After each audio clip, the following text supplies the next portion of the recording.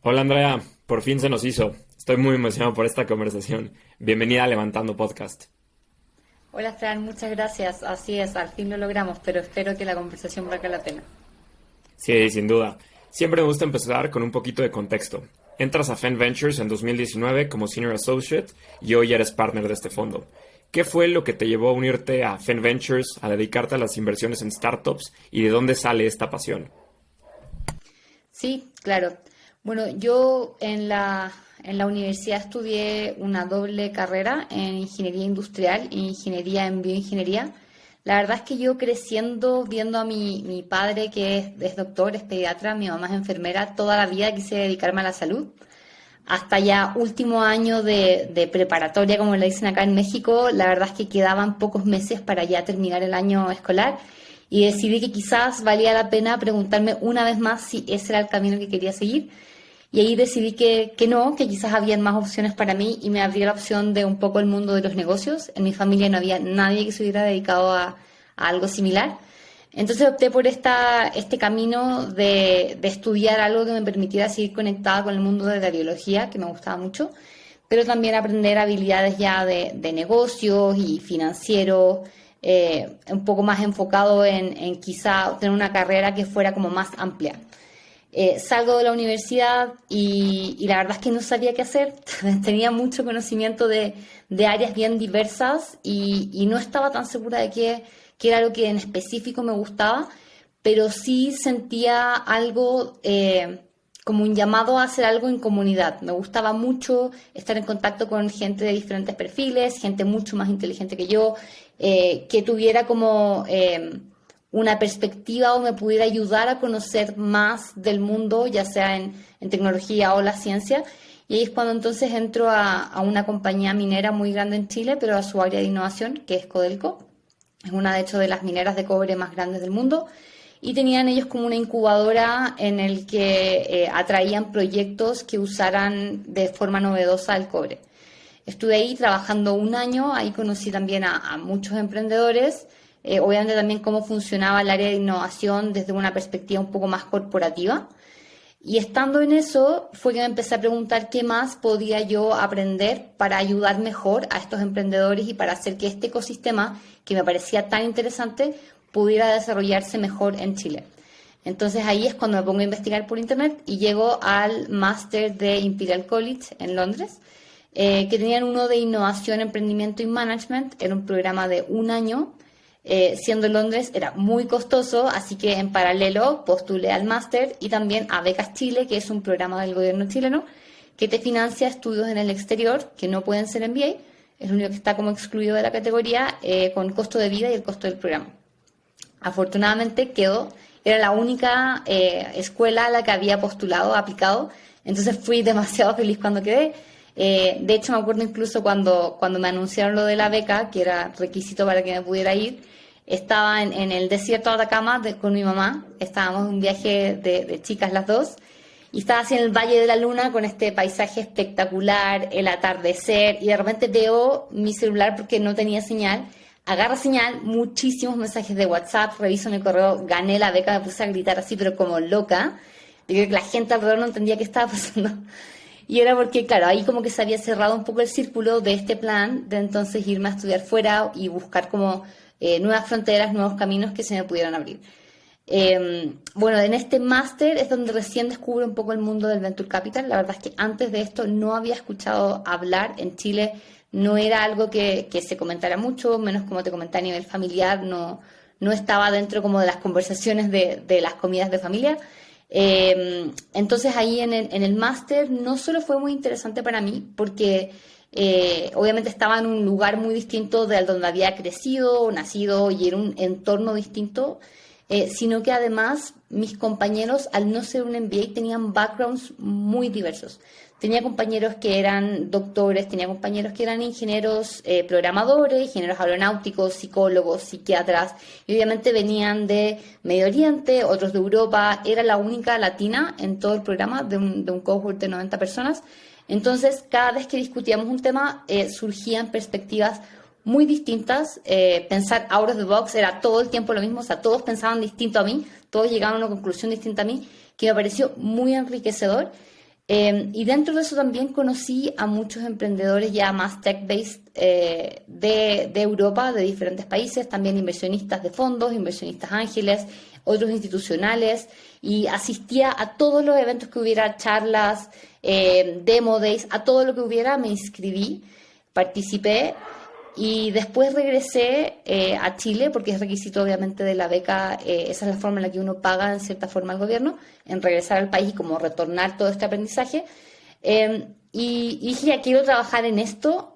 Ahora, en mexicano, como, ¿qué chingados hago? O sea, ¿a dónde voy? ¿A quién llamo? No conozco a nadie en este mundo. Yo más encima soy del sur de Chile, no tenía ningún contacto de este mundo de negocios en Santiago. Entonces empecé como a explorar un poco. La verdad es que no había muchos fondos en ese momento, o por lo menos que fuera fácil de encontrar por Google, y entro a trabajar a una empresa de inteligencia artificial como directora de proyectos, y ahí es donde ya conozco igual un poco más cómo funciona una compañía tecnológica desde dentro, como no tanto a nivel grande, sino que éramos un equipo de 10 personas. Yo estaba, la verdad es que hoy diría que fue un rol más bien como de Chief of Staff, que haces como un poco de todo. Estaban en directo trabajo con los ingenieros de Machine Learning, con los clientes, también un poco ahí en las conversaciones con la estrategia de hacia dónde va la compañía. Como es muy bien propio de la industria, era la única mujer en todo el equipo. Viniendo también de un background antes de minería, también estaba acostumbrada a ser minoría dentro de los equipos. Y la verdad es que nunca se me hizo raro hasta que después... ya hablando igual un poco con mis compañeros del máster, como, oye, ¿tú en qué estás? La mayoría es que yo diría que quizás la mitad está hoy en Venture Capital, y en general todos los que estaban en Venture Capital eran hombres. Entonces yo decía, quiero entrar a este mundo, y me decían, ¿pero por qué? Si eres mujer, no sé, te va a hacer como un poco raro, quizás es muy rudo para ti. No, pues yo seguía con mi idea, hasta que de pronto un día me llegó un correo de Get On Board. Es típico como, Andrea, sugerimos que estos trabajos te podrían interesar. El primero que veo es Fenn Ventures, asociado de inversión, y dije, voy. Cliqué, postulé, y al día siguiente me llegó un mensaje de Cristóbal, Managing Partner de Fenn. Nos gustó tu perfil, puedes juntarte mañana a un café. Me junté con Cristóbal. En ese momento Fenn era muy naciente, te diría, o muy pequeño en comparación a lo que es hoy. O sea, en el año 2019 teníamos 3 inversiones, y ya te voy a contar un poco más de eso probablemente. Y lo que me pichó Cristóbal era un poco como la visión de a dónde querían llegar, de su background. Conocí a su socio, a Ricardo, al día siguiente conocí a Tomás, mi otro socio, y así fue como 2 días después ya era parte del equipo. Sentí un clic instantáneo, dije, esto es lo que quiero hacer, aquí es donde quiero enfocar mi energía. Así que con mucho agradecimiento me despedí de la compañía de inteligencia artificial y dije, vamos por el Venture Capital. Andrea, pasas de ser asociada a partner o socia en menos de 2 años. ¿Qué fue lo que detonó este crecimiento tan rápido en tu carrera dentro de Fenn Ventures? Sí, la verdad es que siendo súper honesta, y bueno, mis socios lo saben, cuando yo entré y estaba el cargo como de asociado, sí sentía que era un poco más junior de lo que estaba buscando quizá, pero obviamente mi meta era poder entrar en el ruedo independiente del cargo que fuera. Ya llevaba obviamente 2 máster, porque también hice un máster en bioingeniería, llevaba varios años de experiencia laboral, entonces sí sentía o quería algo un poco más senior. Pero la verdad es que, y dentro de las cosas que en Fenn, como nuestro estilo, es, esto no va por títulos, sino va más en el valor que tú puedes aportar y cómo puedes tú construir tu propia personalidad y tu ámbito de trabajo y expertise dentro del fondo. Entonces, claro, entré con este como título, pero me dieron mucho libertad y como campo para poder hacer crecer iniciativas que a mí me hicieran sentido, proponer cosas estructurales, y así es como fui también, obviamente, acercando y haciendo más cercana mi relación con mis socios. Entonces yo creo que se fue como forjando esta relación de confianza, no solo a nivel personal, sino que también a nivel como profesional, de qué capacidades tengo yo, qué capacidades tienen ellos, cómo jugamos bien como equipo. Y así es como luego, de hecho, nunca me voy a olvidar, fue un 24 de diciembre del 2020, año de la pandemia, que me llegó un correo de Cristóbal, obviamente mis otros socios copiados, en el cual me invitan a ser socia. Fue un día obviamente muy especial. Yo en ese momento estábamos, para un poco de contexto, en Chile, pandemia 2020, estuvimos encerrados realmente por muchos meses, saliendo 2 veces por semana a la calle, y yo estaba tomándome una de esas 2 veces, caminando con mi perro en el atardecer. Era el día como víspera de Navidad, tenía familiares enfermos que estaban en cuarentena, habían sido meses muy emocionales, y de pronto, revisando así mi correo en el celular, veo esto, título, bienvenida de socia, y lo que estaba adjunto era una foto como de mi tarjeta de presentación de negocios, en el cual ya no decía Andrea Araneda Senior Associate, sino que habían como mandado a hacer un diseñador que dijera Partner. Obviamente con palabras entre medio, pero mi emoción, así como que se me salía el corazón, y eso de que sientes como que vas a vomitar, ¿no? O sea, real, me dio mucha emoción. No me lo esperaba en ese momento. Sí, era algo que habíamos conversado un poco del track, de las responsabilidades que conllevaba. Se habían preocupado mucho como de entrenarme en el proceso, pero no me lo esperaba ese día. Entonces, por un lado sentía como vértigo, ¿no? De todo lo que se te viene, y obviamente como que el step it up que tienes que hacer tú también para estar a la altura del rol y de lo que se espera.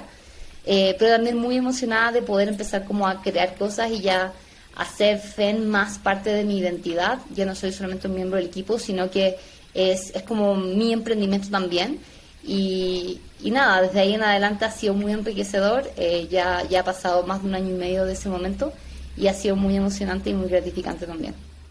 Wow, no, qué buen regalo de Navidad recibiste ese 24 de diciembre. Y hablaste del tema de responsabilidades. O sea, ¿qué tanto cambiaron tus responsabilidades siendo asociada y ahora siendo partner? ¿Qué tanto cambiaba, qué tanto cambió tu día a día dentro de FEN? Sí, bueno, obviamente aquí hay un aspecto clave que cambia al ser partner, que es todo lo que tiene que ver con los LPs y el tema del fundraising. Cuando yo llegué a FEN ya estaban en el segundo fondo que estaba levantado, estaban en una etapa de inversión. Hoy en día estamos levantando nuestro tercer fondo, y es un proceso que empezó el año pasado, y yo ya era socia, entonces esos documentos legales de más de 100 páginas obviamente los tuve que revisar, los tuve que comentar. Habían cosas y decisiones también que se pueden tomar, no solo a nivel como del PIS y de estructurar el fondo, sino que también del manejo del portafolio y de estructurar como los equipos hacia abajo. Hoy en día somos un equipo un poco más grande, y también estamos como a puertas de contratar un poco más de personas, y obviamente como socia tienes una postura, si bien le preguntamos a todos los miembros del equipo obviamente qué opinan, y esperamos que la gente nueva tenga fit con todos. A nivel de socio es otro tipo como el peso que tiene obviamente tu opinión, y eso te diría, en realidad es más bien como el management del fondo, el levantamiento de capital, y que tienes como un overview, tienes un trabajo un poco más transversal en las tareas y en las responsabilidades obviamente también que eso conlleva. Te metiste a uno de mis temas favoritos, el levantamiento de capital. Durante este proceso de levantamiento del tercer fondo de FEN, ¿cuál ha sido de los mayores retos que has enfrentado? Y justo ahorita, pues, en esta etapa que estamos viendo 2022, los mercados están mucho más lentos, o 2021, todo el exceso de capital que hubo, ¿cuáles han sido estos retos que has enfrentado? Sí, yo creo que este fondo nuevo para nosotros es un salto bastante grande en tamaño. El fondo anterior estaba apoyado por Corfo, era un fondo que eran $7 millones privados y 14 millones de una línea de crédito del gobierno chileno. Entonces este fondo, que tiene un tamaño target de 60, es más de 8 veces el tamaño anterior. Entonces, enfrentarse a un desafío como tal, saliendo de una pandemia, obviamente también con un clima sociopolítico a nivel regional que está bastante convulsionado, no ha sido fácil. Felizmente, casi el 100% de los LPs anteriores nos apoyaron también en este fondo, y con tickets que son mayores a los del fondo anterior. Por lo tanto, el primer cierre que hicimos a principios de este año fue casi en su totalidad con los LPs anteriores, por lo tanto fue muy rápido de levantar. Pero ahora que estamos ya en la etapa 2 y que estamos buscando activamente poder sumar a LPs no solo de Chile, sino que también del resto de Latinoamérica, ahí vuelves como al square one, porque ellos no te conocen. Entonces es esto como de tener que verbalizar y contar bien una historia que ellos sientan que es distinto y que puedan también valorar. Ha sido un desafío que nos ha tocado implementar y ahí mejorar nuestro storytelling, nuestra presencia también en redes. Queremos que se conozca el trabajo que hemos hecho, porque obviamente es una súper buena señal que nuestros LPs anteriores nos estén acompañando nuevamente, pero tenemos que hacer que otros hagan como el buy-in como inicial y ojalá se queden con nosotros también para los siguientes fondos. Totalmente de acuerdo. Para la estrategia de buscar LPs, ¿qué tipo de LPs buscas? Family offices, high net worth individuals, fondos de pensiones, aunque aquí en Latinoamérica no es tan común como en Estados Unidos, endowments. ¿Cuál es la estrategia para buscar LPs? Hoy en día nuestra base de LPs es una mezcla entre family offices, endowments y compañías de seguro. Te diría que los family offices de repente tienen procesos, bueno, depende también del tamaño, pero pueden tener procesos un poco más rápidos de decisión. Usualmente nos ha ido bien en el sentido de que como que resuenan más fácil con el sentido de lo que estamos haciendo, les gusta tener como un sentido de pertenencia a algo que se está desarrollando, a ser parte del desarrollo social y económico de la región, y que también es algo que pueden compartir como multigeneracional, ¿no? O sea, obviamente los family offices están compuestos de familias que tienen diferentes generaciones dentro probablemente de un mismo family office, entonces tienen como que el efecto de red que se produce dentro del mismo family office con compañías que nosotros ya invertimos o que están dentro del radar, para nosotros también es algo muy valioso. Queremos LPs que tengan un rol que a ellos les acomode dentro del fondo. Hay LPs que van a querer un rol más bien activo y poder ojalá apoyar a las compañías de portafolio directamente, conectar a sus founders, otros que van a querer uno más pasivo, pero en cualquiera de los dos casos creo que, independiente en realidad del tipo de LP, creo que como managers en Latinoamérica, siendo un ecosistema mucho menos desarrollado, como bien tú dices, que Estados Unidos y también Europa, es nuestra responsabilidad dar también una buena experiencia a los LPs para poder fortalecer en el largo plazo el desarrollo del ecosistema. Claro. Para un fondo de $60 millones, ¿cómo es la construcción del portafolio? En tema de tickets, follow-ons, digamos, ¿cómo es esta planeación previa que se hace a levantar X cantidad de dinero? Sí, nosotros tenemos una estructura pensada de invertir entre 20 a 25 compañías con un ticket inicial de hasta $1,5 millones y reservando capital para poder hacer follow-ons de hasta 5 millones por compañía. Ahora, uno puede, yo creo, planificar mucho y hacer 10 versiones de Excel si quieres, pero la verdad es que el ecosistema está cambiando mes a mes y obviamente uno tiene que tener una estrategia sólida, pero también tienes que tener cierta capacidad de poder navegar el ecosistema así como está. Entonces, si uno va a cambiar o de repente desapegarse un poco de esa estrategia, que tenga un fundamento detrás y una como estrategia puente que te lleve a esos economics que pensaste al principio de estructura, porque tampoco quiero terminar, por ejemplo, con un portafolio de 50 versus las 25 y no tener capacidad de hacer follow-ons más adelante. Pero sí creo que es importante pensar en un cierto nivel de plasticidad según lo que esté pasando en el ecosistema, que está muy cambiante de una forma muy rápida. Sí, el ecosistema cambia de un día para otro, de un mes a otro ya tienes nuevos unicornios o igual Así escuchas es. de compañías que pues, despidieron al 20, 30%. Y en tema de valuaciones, ¿qué tanto importa el precio de entrada en una startup? ¿Y cómo ustedes lo ven desde FEN? Sí, la verdad es que el precio de entrada es algo que a nosotros sí nos importa bastante. Hemos dejado pasar compañías porque no se ajustan o no sentimos que es razonable el precio, el valuation que tienen al momento de levantar sus rondas. Y también en parte es porque sentimos que queremos invertir en compañías con founders que tengan una visión de fundraising y de necesidades de capital, que sepan también leer lo que está pasando fuera.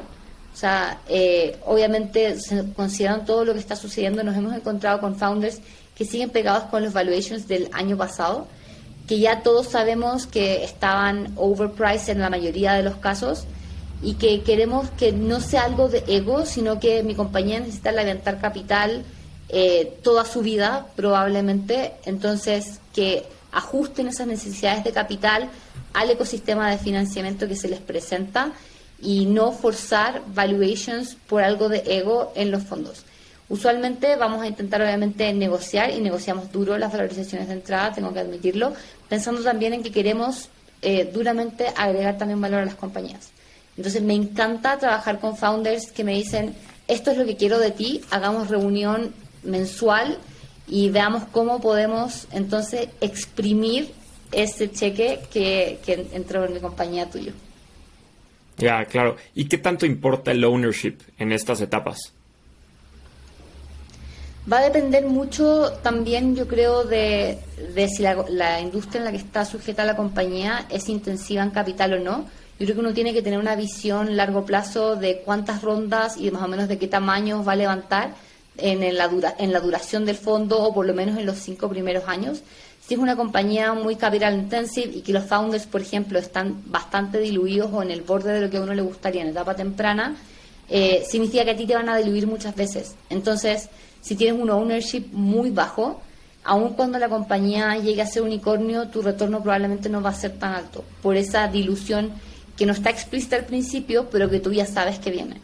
Entonces sí es relevante, especialmente considerándolo en industrias que sean intensivas en capital. Ya, y en tema de rondas secundarias, ¿cuándo crees que es buen momento para vender? Va a depender del mercado. La verdad es que yo creo que si el fondo anterior, que es Vintage 2018, hubiese estado un poco más avanzado, si hubiésemos estado más proactivos en poder quizás vender ahí en secundario, pero todavía las compañías del fondo anterior están en una etapa en la que crecen muchas de ellas a doble dígito mensual. Entonces, todavía hay mucho valor por capturar. Yo creo que cuando las compañías ya no están creciendo a un ritmo en el que aún queda mucho valor por capturar, o sea, el costo de oportunidad no es tan alto, se me hace más atractivo abrir la opción del secundario. Hoy, por cómo está el mercado, la verdad es que los secundarios no están tan activos, o si es que hay, las oportunidades no están con tan buenos precios, entonces en lo posible quizá no salir, pero obviamente se ve en el caso a caso. Y ya que nos metimos en el tema de salidas, ¿cómo ves tú el panorama de salidas dentro de Latinoamérica, de las startups que se invirtieron, no sé, Vintage 2015 o anterior, o también después? ¿Cómo ves tú el panorama de salidas? Personalmente yo creo que hemos visto pocas. Pues sí, el IPO de Nubank es uno, otro la venta de Corner Shop a Uber, pero ¿cuál es tu panorama de las salidas en este mercado? Sí, yo coincido contigo, hemos visto pocas, menos de las que nos gustaría. La verdad es que es un componente muy importante del ecosistema, es algo que también los LPs quieren ver, le hace bien al ecosistema poder tener salidas. Yo creo que en este año que está todavía con mucho nivel de incertidumbre y tiene subidas y bajadas, yo sigo optimista y creo que a principios del próximo año podríamos ver algo más de actividad de M&A, pensando en estas compañías que ya sienten que el mercado no les va a poder seguir financiando el crecimiento o la operación, o van a tener curvas de crecimiento que van a ser un poco más planas, y entonces la alternativa para esas compañías va a ser o morir o ser adquiridas por otras. Entonces quizás las salidas no sean tan espectaculares, pero me parece una muy buena medida de eficiencia de recursos. Me pasa que a veces siento que en la industria VC se invierte mucho capital en muchas compañías, y si pensamos en que todas de ellas o van a ser unicornio o van a morir, hay mucho capital perdido, hay mucha ineficiencia de gasto de dólar, y hay mucha infraestructura, software, equipos buenos, capital humano, que se podrían reciclar e incorporar a otras compañías, y en eso le veo mucho valor a la actividad de M&A, y me emociona mucho que en el próximos meses o en el corto plazo ojalá puedan suceder más de eso. Sí, concuerdo totalmente. ¿Y cómo mides esta eficiencia en las startups en las que invierte FEN? Sí, en general medimos cosas como, por ejemplo, revenue por headcount y también revenue por dólares invertidos. Entonces sí es algo que traqueamos, nos interesa mucho. Obviamente, de nuevo, como somos generalistas, depende mucho de la industria, las dinámicas que uno ve, pero en general, y hacemos revisión, tenemos una reunión trimestral de equipo en la cual revisamos no solo lo que hemos hecho bien y hemos hecho mal como equipo, como en la gestión del fondo, sino que también de revisión de portafolio.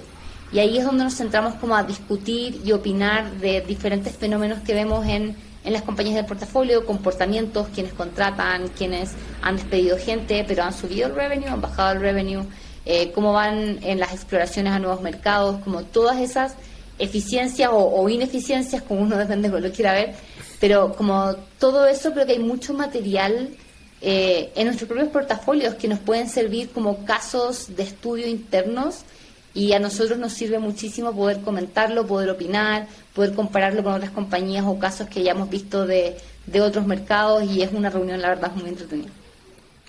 Ya, me imagino. Andrea, entrando al tema de inversiones, ¿cuál fue tu primera inversión dentro de FEN y qué fue lo que te convenció a invertir? La verdad, en FEN tomamos un approach un poco más como de equipo, no nos adueñamos o no le ponemos nombre de partners o de personas del equipo a las compañías del portafolio, pero la primera que se hizo como desde cero, una vez que yo entré, fue Get On Board, que fue muy emocionante para mí, porque como te dije antes, yo fui contratada o encontré FEN y FEN me encontró a mí. El match fue hecho gracias a Get On Board. Y yo la primera vez que entré a la plataforma, y ya había sido hecho contratada por la empresa de inteligencia artificial, igual por Get On Board, no pensé que fuera chilena, ni siquiera latina. O sea, en Latinoamérica siento, por lo menos antes, yo ya no. Pero esta concepción de que si es algo muy tech y que tiene muy buen UX, UI, uno piensa, ok, wow, esto debe ser de Estados Unidos, ¿no? Entonces, cuando me di cuenta y conozco al founder de Get On Board, yo no lo voy a creer. O sea, era como rockstar para mí total. Yo ahí toda groupie, como, Sergio, tú construiste Get On Board. Y él me contó un poco de los planes, del futuro, de cómo se veía la industria del tech recruiting en Latinoamérica. Esto todo pre-pandemia sonaba como súper futurista, como no, la mayoría de las personas van a trabajar remoto, uno va a poder contratar cross-país, las startups van a contratar muchísimo, después obviamente la pandemia y bueno, entre medio de Big Recession, o sea, no me acuerdo la palabra, pero ya en Get On Board la verdad es que sí me emocionó mucho, la llevamos a comité. Una de las cosas que más nos gustó era que Sergio tiene, el founder Sergio Nubel, tiene dentro del roadmap de Get On Board poder hacer que el hiring sea realmente sin bias. Sentimos que hay mucho sesgo que todavía se aplica en la industria, en diferentes industrias, y la industria tech, especialmente porque lo que requieres es más bien habilidades, además del fit cultural que también se puede medir, y de hecho tienen hoy un test. Puede ser pionera en esto, porque no importa tanto de qué universidad saliste, a qué colegio fuiste, cómo te ves, sino que más bien es realmente habilidades. Hay muchas personas que hoy estudian no en universidades, sino que en Platzi, en Coder House, en Creana, y siento que hay un potencial enorme ahí por poder hacer la industria un lugar más diverso, más inclusivo y más justo. Y ahora, ¿tú cómo evitas este sesgo como inversionista? Sí, la verdad es que siento que es importante educarse en esos sesgos que son muchas veces inconscientes. O sea, incluso yo como mujer siento a veces, antes tenía una postura como que no me gustaba o no me gustaba tanto el feminismo, porque sentía que era muy extremo, por ejemplo. Luego leí un libro que recomiendo mucho, que se llama Lean In. No sé si lo has leído o lo has buscado, Fran. No lo he escuchado, pero lo voy a leer. Es de Sheryl Sandberg, es buenísimo.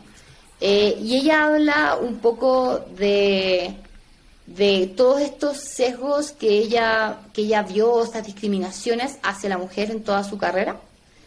Ella es hoy Chief Operating Officer de Meta, de Facebook. Y trabajó obviamente antes en un ecosistema startup muy avanzado, es una ejecutiva que obviamente está muy allá arriba, y a través de experiencias que ella vio en sí misma o en otras mujeres con las que se cruzó en su carrera, me di cuenta de muchas instancias en las que yo podría haber actuado de forma distinta o haber leído situaciones de forma distinta, y la verdad es que sí me puso en una posición como incómoda, como de wow, quizás yo he de cierta forma como contribuido, no sé si la discriminación, pero a perpetuar ciertos pensamientos o conductas que no deberían ser parte de un ecosistema inclusivo y que es igual para todos. Entonces, luego de leer ese libro me he metido mucho en el tema de los bias inconscientes, y estamos intentando, obviamente, como equipo, constantemente igual, no tener prejuicios por el founder, por la industria, sino que escuchar, luego comentar y ojalá tener opiniones distintas. Creo que es importante que en los fondos haya un espacio que se sienta seguro para poder tener opiniones contrarias. Y eso yo creo que es una forma de mitigar potenciales sesgos dentro de un proceso de inversión. Que todos puedan hablar y que no sientan que después les va a tener un precio o un costo para ellos haber hablado o haber opinado distinto, especialmente cuando tienes una figura como de partner, quieres que todos se sientan con la capacidad de hablar, opinar y que sean tomadas como opiniones válidas y respetables también. Sí, totalmente. Yo creo que en cualquier tipo de empresa, no necesariamente startup o venture capital, pues que seas escuchado, que tu opinión sea tomada en cuenta, es muy importante para el éxito de X o Y compañía. Y en este tema de la inclusividad que mencionaste, ¿cómo crees que se debe fomentar esta inclusividad dentro del ecosistema de startups y venture capital en Latinoamérica? O sea, ¿qué acciones crees que hay que tomar? ¿Qué deberíamos mejorar desde tu perspectiva? Sí, bueno, hay varias acciones que, por ejemplo, en el mundo como de la inclusión femenina en el ecosistema, o sea, hay grupos en los que ya, o sea, yo estoy en todos, en el Slack de Women in VC, también en el grupo de Mujeres Invirtiendo, que es de México, en el WeInvest, que también es a nivel LATAM, y la verdad es que se ha visto y es muy gratificante poder ser parte de grupos que realmente se apoyan. En general estamos todas como echando porras a lo que hacen las demás. Si alguien necesita algún dato de algo, se escribe ahí y a los 5 minutos ya tienes 3 datos de lo que estabas buscando, consejo. Obviamente no tenemos que todas por eso ser amigas o formar con alguna especie de cruzada feminista. De hecho, no es la idea.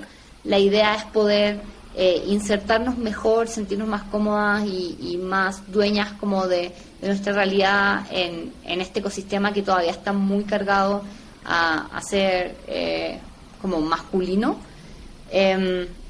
Nosotros mismos dentro del equipo de FEN, la mitad somos mujeres, y eso se dio no a propósito, sino que porque estábamos buscando posiciones y resultó ser que eran mujeres, y eso para nosotros es lo ideal. O sea, no intentar forzar ciertas cuotas o roles, sino que ojalá se diera de forma natural y evaluar qué cosas pueden desincentivar esa diversidad. Entonces, más allá de buscar, porque si uno sale y quiere, por ejemplo, buscar alguien que sea de la comunidad homosexual y traerlo a un equipo, si tu equipo no está listo para recibirlo o para no discriminarlo por ser homosexual, no va a durar en el equipo. Tú quieres como crear el ambiente para que todas las personas les pueda ir bien siendo ellas mismas. Entonces siento que más allá de forzar cuotas o políticas, es más bien qué cosas, miremos primero qué tenemos que eliminar, que puede ser incluso más simple, para poder aceptar y ser un buen ambiente para todos. Sí, totalmente de acuerdo. Es primero desde adentro, trabajar cómo vamos a poder apoyar después diversas contrataciones, etcétera, que vienen posterior. Andrea, llegamos a la parte final de la entrevista. Te voy a hacer unas últimas preguntas donde te pido que la respuesta sea lo más breve. ¿Preparada? Preparada. ¿Cuáles son las tendencias que más te emocionan como inversionista? Más que tendencia tech, te diría hoy que hay una gran inmigración cross país a nivel LATAM. Es cómo se empiezan a construir estas compañías que también creo que van a tener una gran cuota de diversidad. Ya solo por ser de nacionalidades distintas, creo que va a ser muy interesante ver cómo se empiezan a construir esas startups que vamos a empezar a ver en 2 a 3 años más. ¿Qué harías para fomentar las inversiones en los fondos de Venture Capital en LATAM? Creo que a nivel micro tiene que partir por cada fondo haciendo un muy buen trabajo. Cada relación con un LP puede impactar a 10 años, entonces es muy relevante tener buenas relaciones y forjar un ecosistema que esté bien hecho, bien profesional. Y también hay otras cosas ya más a nivel macro, como de gobiernos y de temas tributarios que podrían apoyar muchísimo. Entonces, este diálogo tiene que ser constante entre gobiernos y entidades locales que apoyen los emprendimientos. ¿Generalista o especialista? Generalista, pero con foco. ¿Qué consejo le darías a un first time fund manager? Que sepa que el camino es largo.